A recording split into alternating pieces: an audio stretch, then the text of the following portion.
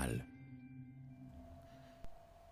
La matinale de ce vendredi, il est l'heure du journal. Bon week-end et bienvenue à tous. D'abord, cette visite de 72 heures du chef de l'État Félix Antoine Tshisekedi Tshilombo à Belgrade, capitale de la Serbie. Énième visite de Félix Antoine Tshisekedi Tshilombo sur le sol Belgrade. Cette visite effectuée par le président de la République dans l'optique de renforcer les relations diplomatiques et économiques entre la République démocratique du Congo et la Serbie. Dans l'actualité, la première ministre a officiellement clôturé l'atelier consacré à l'évaluation de la mise en œuvre de recommandations formulées lors des différents forums de la diaspora, plusieurs déclarations ministérielles ainsi que des représentants, plusieurs délégations, allais-je dire, ministérielles ainsi que des représentants de communautés congolaises établis à l'étranger ont pris part à cette rencontre stratégique. Judith Souminois a insisté sur le rôle essentiel que joue la diaspora dans le développement de la République démocratique du Congo. Chimène Dondo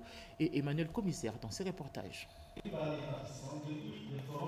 Un constat sévère, une méthode de revue et une ambition réaffirmée, le gouvernement Souminois veut relancer pour de bon la politique nationale en faveur de la diaspora congolaise. À Kinshasa, la première ministre Judith Suminwa Tuluka a clos les travaux consacrés à l'évaluation des engagements pris envers les Congolais de l'étranger. Elle a rappelé la priorité accordée par le président de la République, Félix Antoine Tshisekedi Tshilombo, à cette communauté décrite comme un moteur économique, un relais diplomatique essentiel, surtout dans un contexte sécuritaire à l'est du pays. La diaspora congolaise n'est pas une simple communauté des Congolais de l'étranger. Elle est une force vive, un levier stratégique, un acteur économique majeur, un réservoir de compétences et d'expertise, et plus encore, un pilier de la défense diplomatique et communicationnelle de la nation. Dans ce contexte de l'agression imposée à notre pays par le Rwanda sous couvert du mouvement terroriste AFC M23, le gouvernement reconnaît pleinement la valeur de cette contribution multiforme. C'est pourquoi nous voulons aujourd'hui renforcer, structurer et optimiser les mécanismes permettant à la diaspora de participer davantage dans le développement de notre pays. Pour y parvenir, le gouvernement mise sur une nouvelle feuille de route qualifiée de boussole opérationnelle censée orienter l'action publique pour les 6 à 12 prochains mois. Objectif, passer enfin de l'intention à l'exécution et rebâtir une relation crédible, efficace et durable entre l'État et sa diaspora.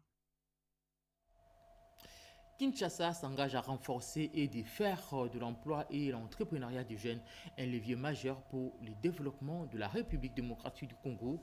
Le ministre de l'Entrepreneuriat et Développement a peint le tableau de manière claire sur cet engagement du gouvernement souminois lors de la table ronde nationale sur l'emploi et l'entrepreneuriat des jeunes au cours du briefing conjointement co-animé avec son collègue de médias et de la communication Patrick Mouyaya. Justin Kalumba est revenu sur le bien fondé de l'engagement du gouvernement de promouvoir l'entrepreneuriat et les innovations de jeunes. Jacques Kaboba Moukoumina Sidouka.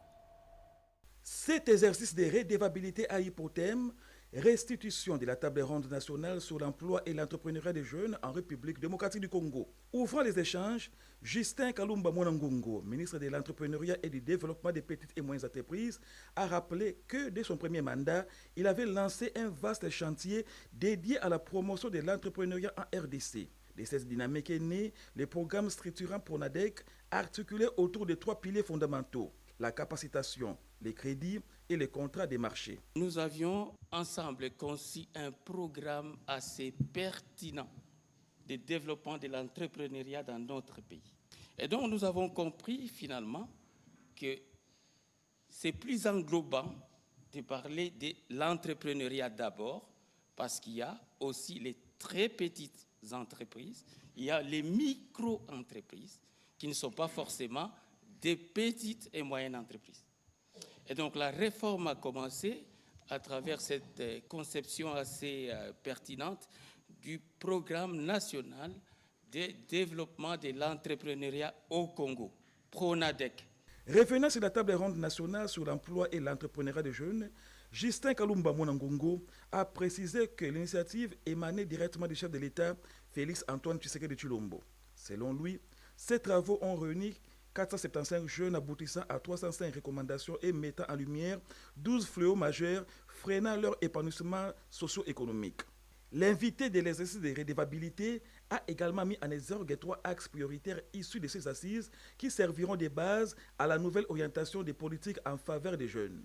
Interrogé sur les derniers rapports de l'organisation GED, Patrick Mouyayaka Temboué, ministre de la Communication et Médias, a rappelé qu'aucun président avant 2019 n'avait accordé autant d'importance à la sécurité des journalistes et des professionnels des médias que le président Félix Antoine Tshisekedi Tshilombo. Si aujourd'hui nous avons du recul en termes de cotation dans les classements de Reporters sans frontières, c'est plus de l'action des supplétifs qui reproduisent les méthodes du père. Vous connaissez le père Rwanda, le fils l'M23. Et les méthodes du père sont connues, ce qu'il n'y a pas de liberté, il n'y a pas d'espace pour les journalistes. Et donc maintenant, à vouloir faire une allusion ou des comparaisons des situations, je ne suis pas sûr que ces rapports aient été bien lus.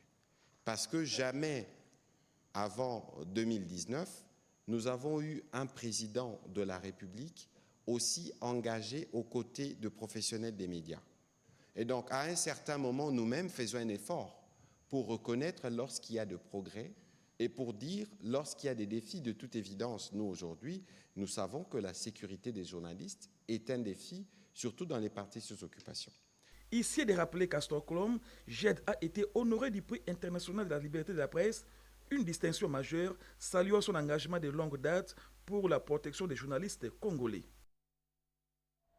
Les programmes de désarmement, démobilisation, relèvement communautaire et stabilisation vient de signer un protocole d'accord stratégique avec le Centre international de recherche sur la prévention des enfants soldats. Ces 2 représentants ont apposé leur signature au bas de cet accord au Royaume du Belgique, au Royaume du Maroc.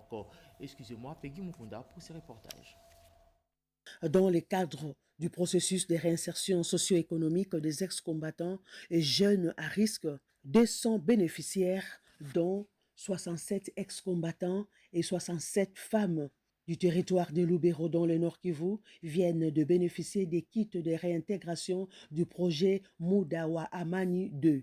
Venus de 6 centres de formation professionnelle de Butembo, représentant diverses filières dont l'agro-pastoral, savonnerie, la coupe et couture, la menuiserie, la boulangerie et l'informatique. Pour cette dernière, les bénéficiaires ont reçu les ordinateurs, les groupes électrogènes et les imprimantes.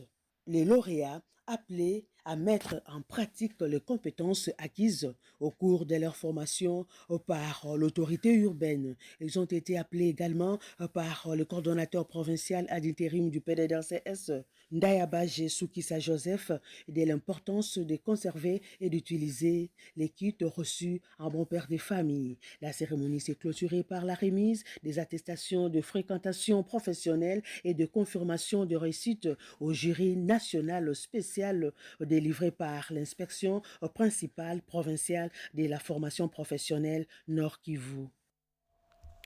Après les Kolwezi, le conseiller spécial du chef de l'État sur les questions de l'éducation entame l'étape de Kipushi dans le Haut-Katanga.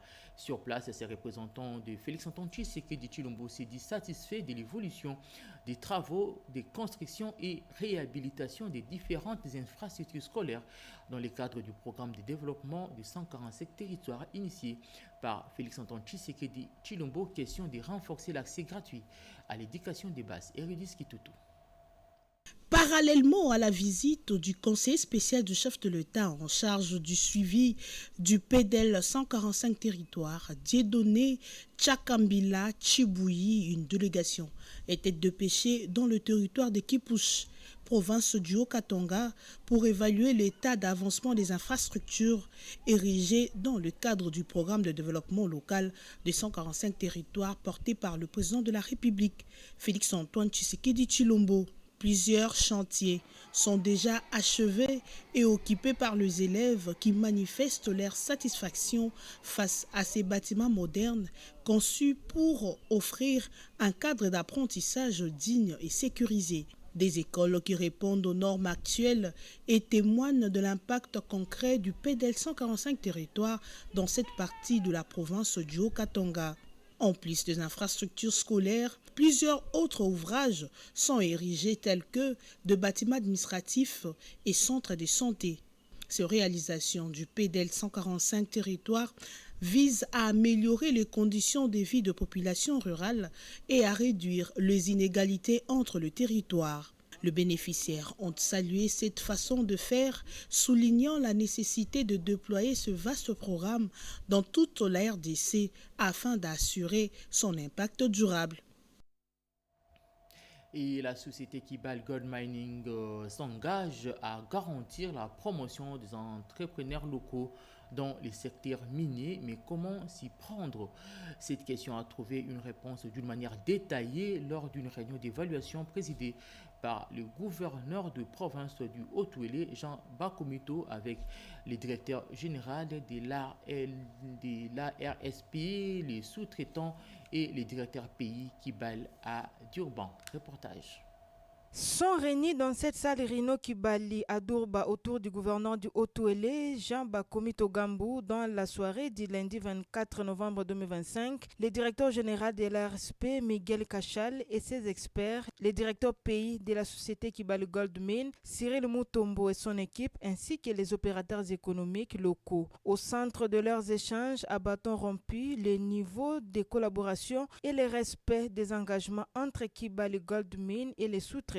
Le gouverneur Jean Bakomito Gambou insiste sur le respect des directives et du chef de l'État dans le cadre de la promotion de l'entrepreneuriat local. Sur instruction du président de la République, le DG Miguel est revenu pour voir un peu avec ses équipes comment les choses ont évolué. Je voudrais profiter de l'occasion pour appeler les uns les autres au calme, à la retenue. Même son des cloches pour le directeur général Miguel Cachal de l'ARSP. C'est la vision du président de la République, chef de l'État, de créer la classe moyenne congolaise. Je tiens à saluer l'initiative du gouverneur qui aime sa province. L'objectif est que cette mine bénéficie aux entreprises sous-traitantes congolaises installées dans cette province. Cyril Mutombo rassure que la société Kibali attend les recommandations de la commission en cours pour des améliorations. Nous sommes en attente de ces conclusions qui pourront venir et nous allons nous ajuster et travailler en fonction des conclusions qui viendront. De son côté, les représentants de la FEC appellent tous les entrepreneurs à la patience. On est très satisfaits. Signalons que cette rencontre de tous les espoirs entre le parti s'est terminée dans une ambiance conviviale. Exactement. Les parents sont appelés à rendre leurs enfants disponibles pour leur protéger contre la poliomyélite, cette maladie qui reste une menace pour les enfants. Au Kasaï central, l'heure est à la poursuite de la campagne sur la vaccination contre la poliomyélite. Dans les 18 zones de santé de la province du Kasaï, cette campagne concerne les enfants dont l'âge varie de 0 à 59 mois. Reportage.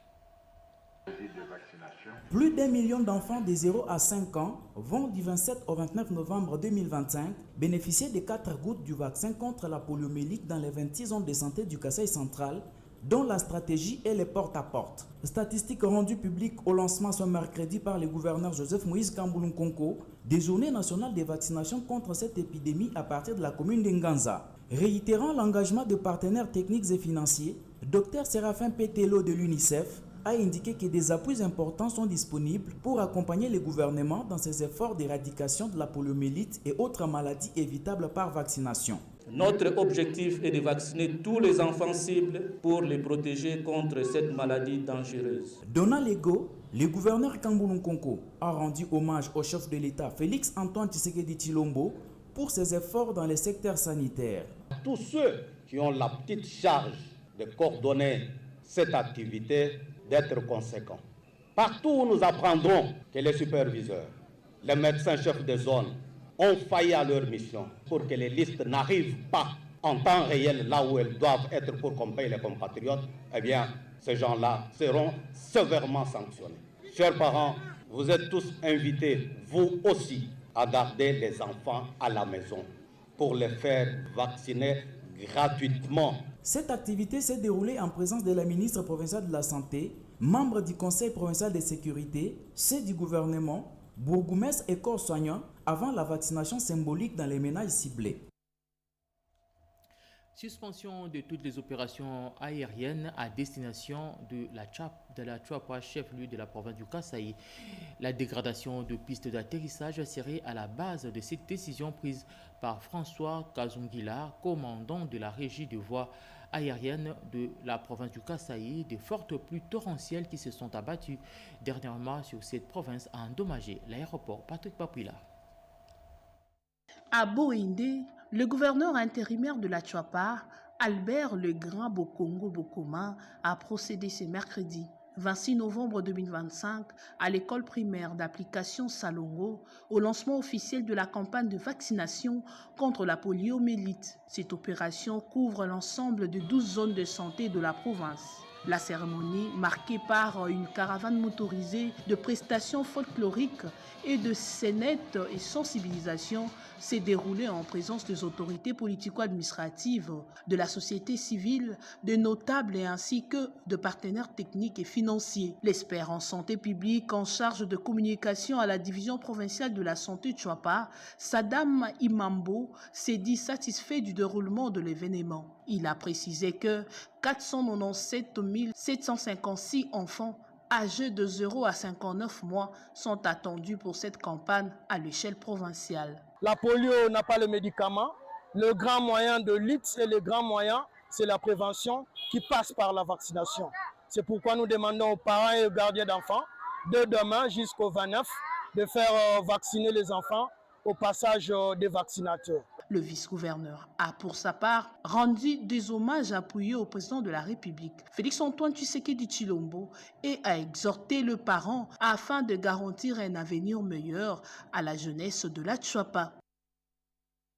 C'était là la campagne de la vaccination contre la poliomyélite dans la province du Kasaï. Face à la baisse de financement extérieur dans les secteurs de la santé, les groupes interbailleurs santé, en partenariat avec l'IPAS, a concentré sa visite annuelle de suivi dans la ville de Kinshasa. L'objectif est d'évaluer la qualité des soins maternels et néonataux. Il était question dans cette démarche d'appuyer la stratégie nationale et d'améliorer ces secteurs totaux. Célestine Songo pour d'autres détails.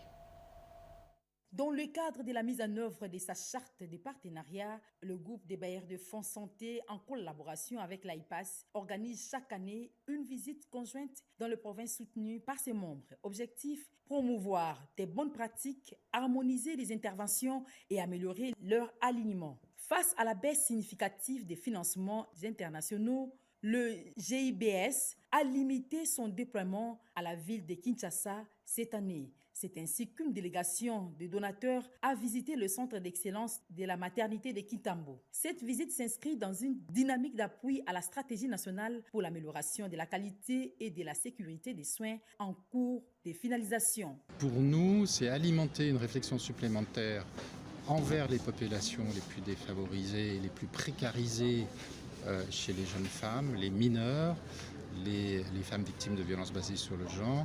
Réfléchir à ce qui a été dit peut être productif pour les autorités et puis pour faire avancer cette question. La situation actuelle reste préoccupante. Malgré un taux élevé d'accouchement en structure de santé, la mortalité maternelle et néonatale demeure alarmante. On a à comprendre qu'est-ce que nous pouvons faire pour essayer de pallier par rapport à ces grands défis et voir même aussi par rapport à la consultation prénatale à sa 16e semaine et voir aussi dans la 4e consultation prénatale. Cette démarche vise à obtenir une compréhension commune des défis spécifiques à Kinshasa et formuler des recommandations concrètes aux différentes parties prenantes dans la perspective d'atteindre la couverture santé universelle. Direction la province du Haut-Katanga pour assister à la cérémonie de clôture de la campagne des interventions chirurgicales gratuites. D'autres détails dans ce reportage.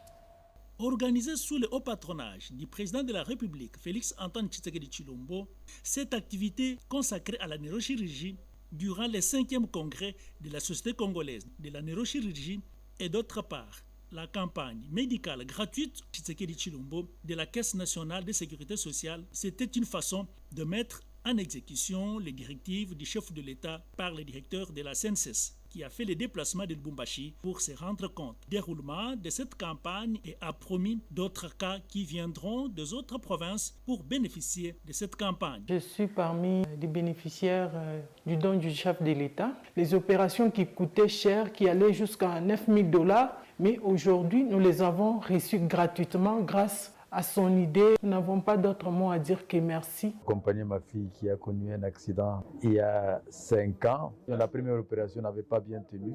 Avec ce qu'on nous a donné comme information sur la campagne, on n'a rien payé et les consultations se poursuivent.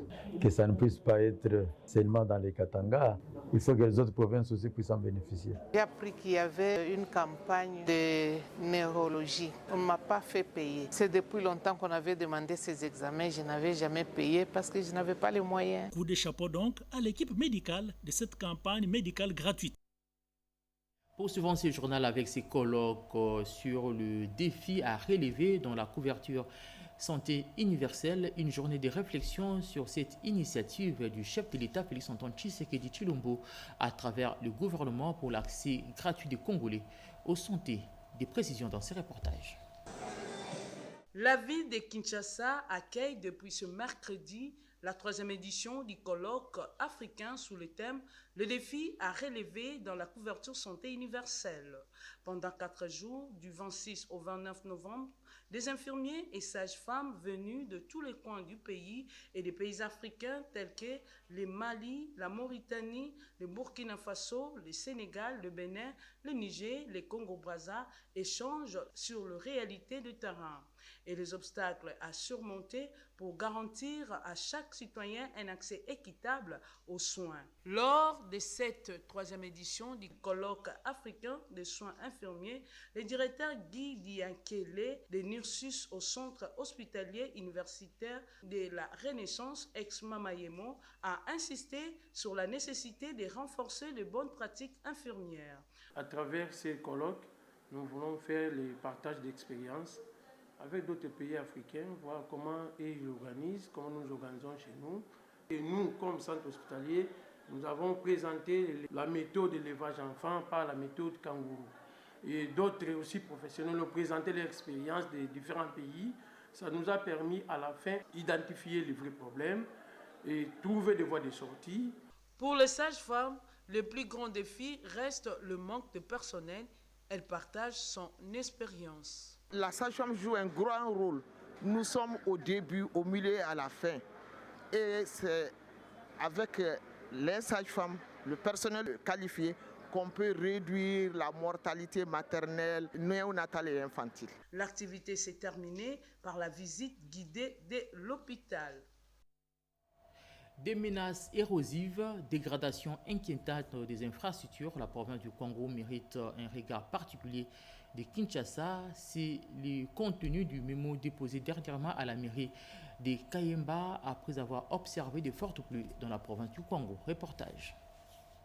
La population du territoire de Kayemba, l'un des 5 territoires qui composent la province du Congo, était dans la rue le mardi 25 novembre dernier. Ses habitants dénoncent entre autres la dégradation très avancée des infrastructures routières, la multiplication des services de taxation non reconnus. Un mémo a été lu et déposé à l'administrateur du territoire adjoint contenant tous les desiderata de la population par la société civile organisatrice de cette marche. Nous, membres des forces de vive de la société civile de Kayemba, avons constaté avec regret que Kayemba traverse une période la plus sombre jamais vécue dans son histoire.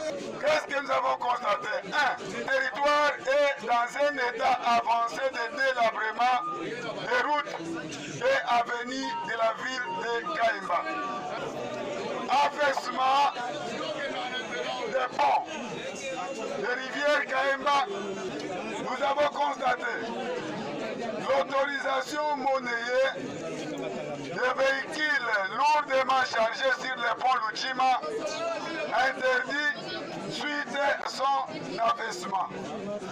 Aussi, nous avons remarqué le manque d'harmonie des habitants du territoire dans leur bureau. Par votre inimitié, vous tuez notre territoire. À travers cette marche, la population du territoire de Kaemba voulait interpeller les autorités tant nationales que provinciales à trouver des solutions urgentes aux problèmes qui rongent ce coin de la province du Kwango. Dans un contexte marqué par l'insécurité dans la province du Nord Kivu, une campagne de recrutement de nouveaux policiers dans cette province a été lancée par le vice-gouverneur. Cette campagne vise à renforcer la sécurité et de créer des conditions favorables pour un développement économique durable. Reportage.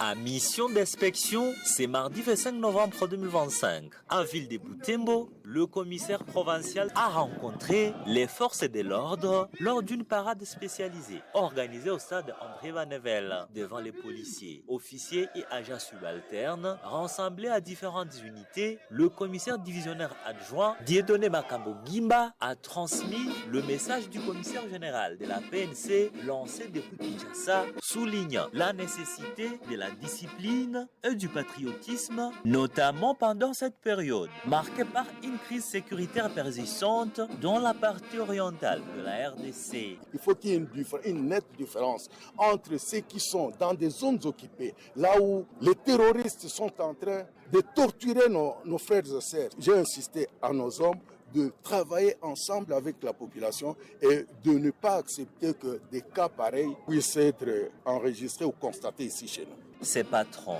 de la PNC au Nord Kivu a également assuré que des dispositions, notamment les renforts des effectifs, sont déjà à place pour garantir la sécurité durant les festivités de Noël et du Nouvel An. Il a en outre exhorté la population civile à collaborer activement avec les forces de l'ordre pour une sécurité optimale. Ce numéro 1 de la police au Nord Kivu a par la même occasion appelé la communauté à s'approprier l'opération à court des recrutement des jeunes policiers. Notre devise.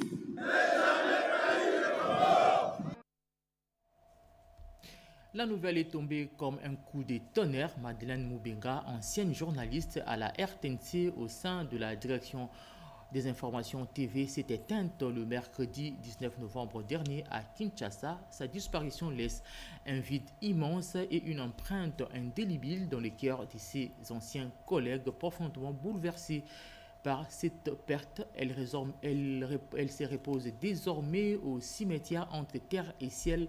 Sa dernière demeure. Serge Merlemata nous fait revivre les moments de tristesse de ses obsèques.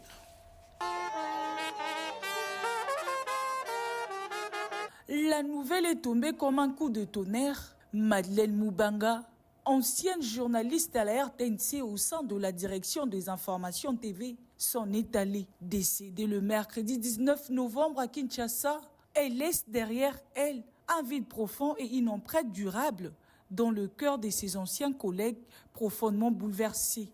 La levée du corps a eu lieu à la morgue du cinquantenaire. Famille, amis et confrères s'y sont rassemblés dans une grande émotion avant de faire escale à la RTNC où un hommage émouvant lui a été rendu. Présente, la directrice générale de la chaîne publique Sylvie Elengue Niembo a salué la mémoire d'une professionnelle engagée et d'une femme de cœur. Une messe a ensuite été dite à sa mémoire. Dans son homélie, le prêtre officiant a évoqué à la fois la tristesse liée à sa disparition et à la joie spirituelle de son retour au Père. Il a aussi livré un témoignage personnel rappelant combien Madi, comme il l'appelait affectueusement, gardait sa joie et sa foi malgré la maladie. Le directeur des informations de la RTNC, visiblement ému, a exprimé les sentiments de perte de toute une rédaction. Sa famille professionnelle avait encore besoin d'elle. Madeleine Mubanga, surnommée aussi Madeleine Sassou, désormais au cimetière entre terre et ciel, sa dernière demeure. Une phrase résume l'émotion du jour. La mort n'arrête pas l'amour. Et c'est par cette note triste que nous mettons fin à ce journal coordonné par Marthe Mangaza, Mamita Bangoulou et Jonathan Moubalama l'ont réalisé. Yannick Yangomba, Hugues Vouélé et Alain Gala ont assuré sa partie technique. Le prochain rendez-vous, c'est à 13h30 avec Marie Kalang. Bonne suite des programmes sur nos antennes.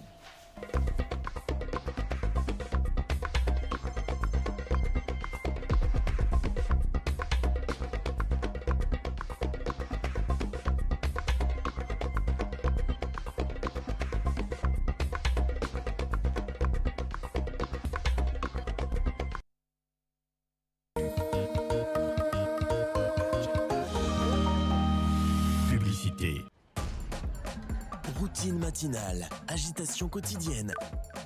Mais il y a toujours du temps pour le jeu. Certains se fient à leur instinct.